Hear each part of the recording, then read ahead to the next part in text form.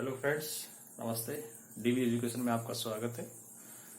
आज हमारा टॉपिक है पंचवर्षीय योजनाओं के बारे में। उससे पहले हम ये देखेंगे कि पंचवर्षीय योजना की आवश्यकता क्यों हुई, इससे पहले किन संस्थाओं का निर्माण किया गया और फिर उसके आगे की प्रोसेस क्या रही। हम इसकी प्रोसेसिंग की बात कर लें पंचवर्षीय योजनाओं की, तो हम देखते हैं कि इसकी जो प्रोसेसिंग है वो 1930 और 1940 के दशक में प्रारंभ मानी गई है। तब से लोगों ने, जो संस्थाएं थी, जो सरकारें थी, उन्होंने सोचना प्रारंभ कर दिया था कि पंचवर्षीय योजनाएं होनी चाहिए जो कि एक नियोजित विकास कर सके। अब हमारे सामने ये क्वेश्चन आता है कि आखिर ये सी योजनाएं लाई जाती हैं तो ये नियोजन क्या है। तो नियोजन को हम शॉर्ट में समझे तो कह सकते हैं कि नी प्लस योजन। कहने का मतलब किसी भी कार्य को करने से पहले की योजना, या कहें इंग्लिश में हम कहें तो प्री प्लानिंग में क्या होता है, नियोजन ही होता है। प्री प्लानिंग जैसे कि कोई काम कर रहे हैं उससे पहले की योजना बना लेना कि हमें ऐसे ऐसे करना है, हमें इतने दिन में ये काम करना है, उसको हम क्या कहते हैं, प्री प्लानिंग कहते हैं या नियोजन कहते हैं। एक निश्चित अवधि, इसे हम डिफाइन करें, डेफिनेशन के रूप में इसको हम परिभाषित करें तो हम कह सकते हैं कि एक ऐसी योजना जिसको कार्य रूप देने से पहले उसके लिए योजना बनाई जाती है, वो क्या कहलाती है, नियोजन कहलाती है या प्री प्लानिंग कहलाती है।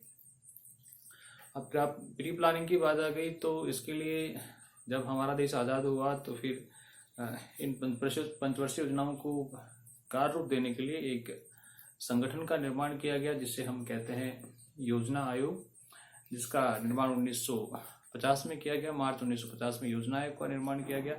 अब इसके लिए एक सलाहकार परिषद भी बनाई गई। एक सलाहकार परिषद का भी निर्माण किया गया जिसे राष्ट्रीय विकास परिषद का नाम दिया गया। और राष्ट्रीय विकास परिषद जो है वो क्या है,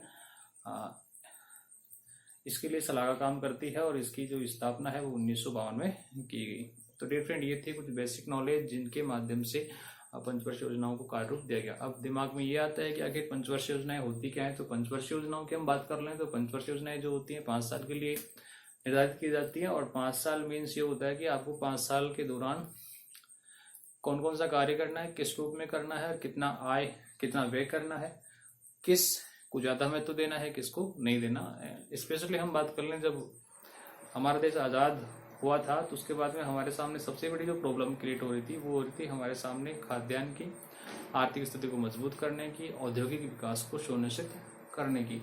तो जो प्रथम परियोजना शुरू की, पहली परियोजना जो प्रारंभ की गई वो इन्हीं पर आधारित थी। और कहें तो खाद्यान्न की समस्या कहें या फिर उत्पादन की समस्या कहें, तो ये जो समस्याएं हैं किसके द्वारा हल की जा सकती हैं, कृषि डिपार्टमेंट को या कृषि जो है उस क्षेत्र को अधिक विकसित करके या उसके विकास पर ध्यान देकर।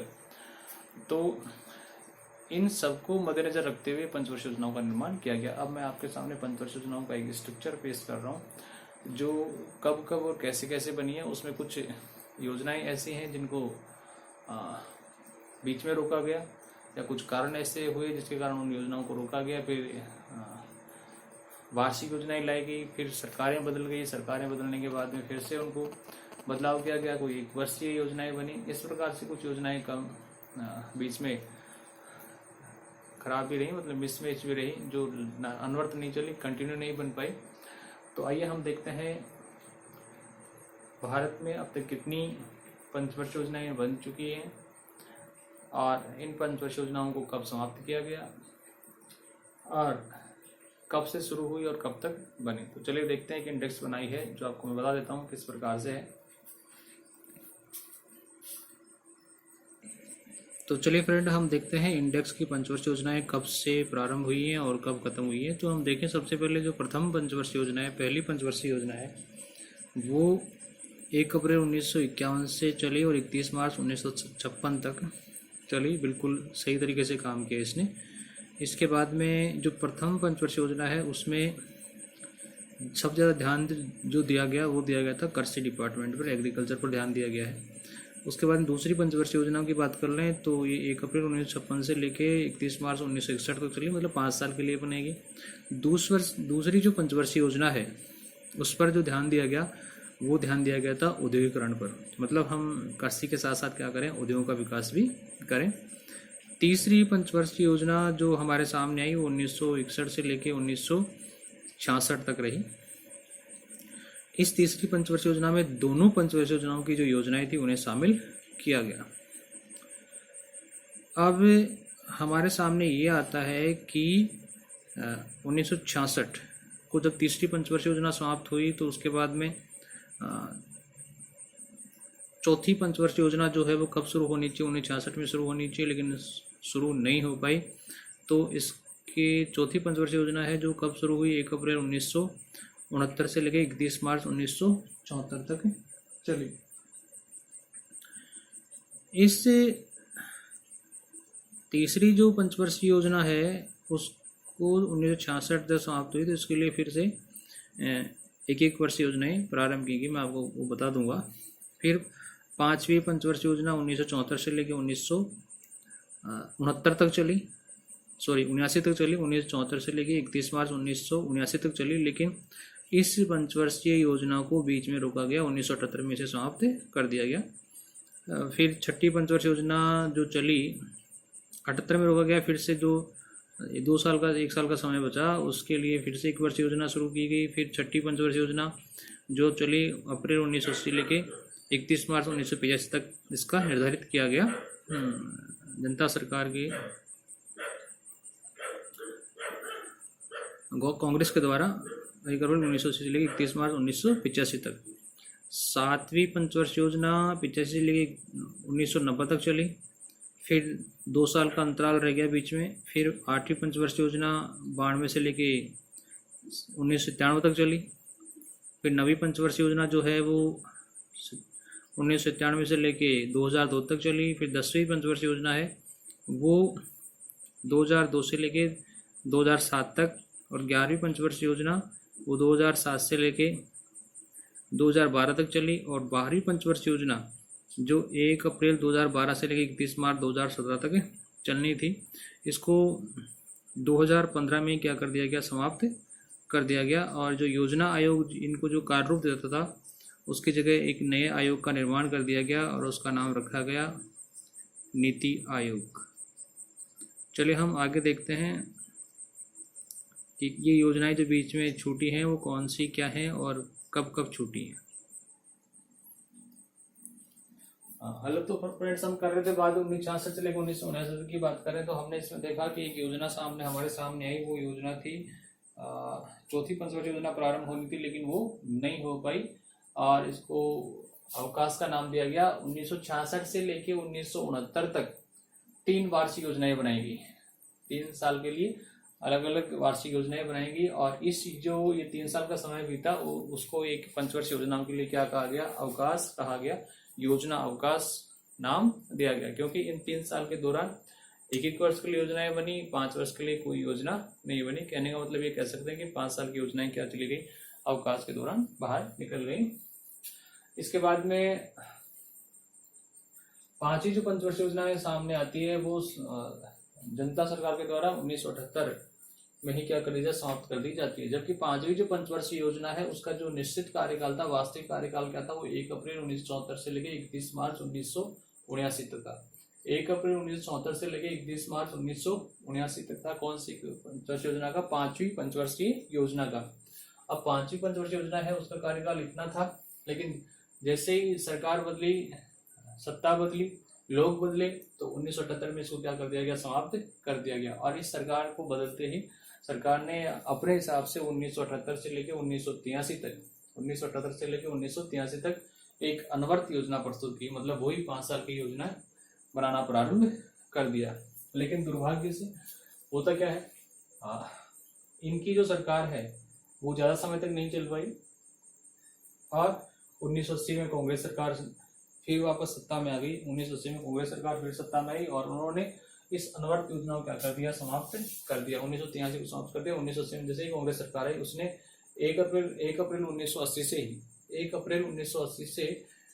31 मार्च 1985 तक छठी पंचवर्षीय योजना घोषित कर दी। मतलब फिर उन्होंने इस प्रकार से अपनी योजनाएं बनाना प्रारंभ कर दी। मतलब सत्ता चेंज होते ही फिर हम यहाँ देखें तो 1978 वास्तविक जो पांचवी पंचवर्षीय योजना थी वो कब थी? 1 अप्रैल 1974 से लेकर 31 मार्च 1979 तक थी, लेकिन 78 में इसको क्या हुआ? समाप्त कर दिया गया। तो अब जो समय बचा 78 और 79 के बीच, मतलब 1 साल के लिए, तो क्या किया फिर 1978 और 79 के वित्त वर्ष को 5वीं योजना के साथ जोड़ा गया। मतलब जो ये 1 साल का एक्स्ट्रा समय था उसको किस में जोड़ दिया गया? इस 5वीं पंचवर्षीय योजना में ही जोड़ दिया गया। कहने का मतलब इसको यही पूरा साल मान लिया गया। साथ ही इसे 1 वर्षीय योजना के रूप में भी देखा गया। पंचवर्षीय योजना में काउंट हुआ, लेकिन 78 और 79 के बीच का जो समय योजना बनी उसको क्या किस नाम से जाना गया? 1 वर्षीय योजना के नाम से भी जाना गया। ठीक है फ्रेंड, ये हम विशेष ध्यान रखेंगे, क्वेश्चन बन सकता है। अब जब 1985 तक चला, फिर 85 से 90 तक हमने देखा कि 7वीं पंचवर्षीय योजना चली। फिर 1990 में योजना शुरू नहीं हो पाई। 8वीं जो पंचवर्षीय योजना, 7वीं पंचवर्षीय योजना कब चली? 1985 से लेकर 1990 तक। अब जो 8वीं पंचवर्षीय योजना शुरू होनी थी 1990 से 95 तक, वो क्या नहीं हो पाई? शुरू नहीं हो पाई। और वो कब शुरू हुई? 1992 में शुरू हो गई। कब शुरू हुई? 1992 में शुरू हुई। इसमें राजनीतिक कारण थे, सरकार का उलट-पलट होना या कहीं कुछ ऐसे गतिरोध उत्पन्न होना जिसके कारण ये योजनाएं लगातार नहीं चल पाई। तो ये कुछ डिफरेंस थे जिनकी वजह से योजनाएं नहीं चल पाई हैं। फिर उसके बाद में लगातार हमारी योजनाएं चल रही हैं। और इससे पहले मैंने आपको बता दिया कि अब पंचवर्षीय योजनाएं नहीं बनती हैं 2015 के बाद में, क्योंकि इसकी योजना आयोग जो बनाने वाला जो संस्था थी उसे क्या कर दिया गया? समाप्त कर दिया गया। और वर्तमान सरकार के द्वारा इसकी जगह कौन सा आयोग गठित किया गया? नीति आयोग गठित किया गया, जो एक तरह से आधुनिक जो मॉडर्न कंट्री है या आधुनिक भारत है उसके अकॉर्डिंग उसने योजनाएं बनाना प्रारंभ किया है। ठीक है, अब इसमें कुछ बातें देख लें कि इसमें प्रोसेसिंग कब होती है। तो मैंने एक नोटिस लिखा है कि 1930 से लेकर 1940 के दशक में 1930 से लेकर 1940 दशक में नियोजन के प्रस्ताव रखे गए। भाई 5 साल की योजनाएं जो बनानी है उसकी हम बात करें तो 1930 और 40 के दशक में योजनाओं का प्रस्ताव रखा गया। भारतीय आर्थिक नियोजन के इतिहास में प्रथम प्रयास, पहली बार प्रयास किया गया। आर्थिक नियोजन मतलब कहने वाला आर्थिक रूप से हम कैसे सक्षम हो, आर्थिक रूप से हम प्री प्लानिंग कैसे बनाएं, इसके लिए सर एम विश्वेश्वरैया के द्वारा एक पुस्तक लिखी गई, the planned economy of India. इसके अंतर्गत एक नियोजित विकास की योजनाएं प्रस्तुत की गई भारत के लिए। और ये हमने पहले डिस्कस कर लिया कि 1950 में योजना आयोग की स्थापना की गई और 1952 में राष्ट्रीय विकास परिषद की स्थापना की। 2 योजना आयोग के लिए सलाह का काम कर दिया। तो डियर फ्रेंड, हम देखें तो जो पंचवर्षीय योजनाएं वो अनवरत चलने वाली योजनाएं हैं और इन्हीं की बदौलत आज हमारा देश है जो काफी आगे बढ़ा है। कोई कुछ कहे या नहीं कहे, लेकिन जो हमारी योजनाएं थी, प्री प्लानिंग जो हमारी बनती थी, पंचवर्षीय योजना जो हमारे सामने आई थी, उनके अकॉर्डिंग हम देखें तो हमारे सामने भारत ने काफी कुछ विकास किया है और उन्हीं योजनाओं के बलबूते पर आज हम यहाँ तक पहुंचे हैं। तो डियर फ्रेंड, मैं आपसे कहना चाहूंगा कि आप पॉलिटली आपसे रिक्वेस्ट है कि आप चैनल को अधिक से अधिक लाइक करें, शेयर करें, चैनल को सब्सक्राइब करें। साथ ही जो फेसबुक पेज है DVG एजुकेशन के नाम से, उसे भी आप लाइक, फॉलो और शेयर करते रहें। जय हिंद, जय भारत।